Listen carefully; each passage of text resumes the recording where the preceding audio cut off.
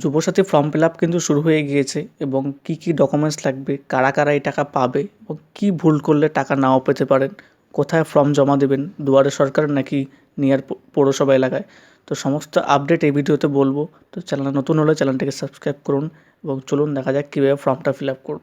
ফর্মটি fill up করার আগে আমাদের একটা জিনিস সবথেকে ইম্পর্টেন্ট, সেটা হচ্ছে ফর্মটিকে ক্যাপিটাল লেটারে ফিল আপ করতে হবে। তো আপনারা সবার প্রথমে এখানে একটা ছবি লাগিয়ে নেবেন এবং প্রথমে যেটা করবেন, দুয়ারে সরকার থেকে যে রেজিস্ট্রেশন নাম্বারটা দেবে সেটা কিন্তু প্রথমে বসাতে হবে এবং দ্বিতীয়তে আমাদের আধার নাম্বার বসাতে হবে এবং তারপর নাম, মোবাইল নাম্বার, ইমেল আইডি ইত্যাদি নাম, বাবার নাম দিয়ে ফিল আপ করতে হবে এবং নিচের যে আছে সেখানে আমাদের ঠিকানা, ওয়ার্ড নাম, ডিস্ট্রিক্ট ইত্যাদি লিখতে হবে।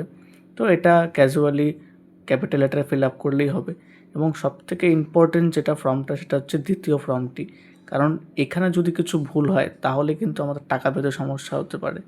তো প্রথমে যেটা আমাদের ব্যাংক নেম সেটা কিন্তু ভালো মতো লিখতে হবে এবং দ্বিতীয়তে আমাদের ব্যাংক ব্রাঞ্চ নেম এবং তৃতীয়তে ব্যাংক অ্যাকাউন্ট, সবথেকে ইম্পর্ট্যান্ট ব্যাংক অ্যাকাউন্ট নাম্বার। তো যদি আমাদের ব্যাংকের অ্যাকাউন্ট নাম্বারে কোনো ভুল হয় তাহলে কিন্তু টাকা পেতে সমস্যা হতে পারে।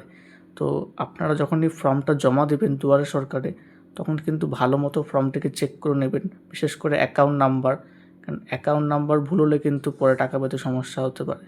তো আপনারা অবশ্যই ফর্মটি জমা দেওয়ার আগে 2-3 বার চেক করে নেবেন যে সব কিছু ঠিকঠাক আছে কি না।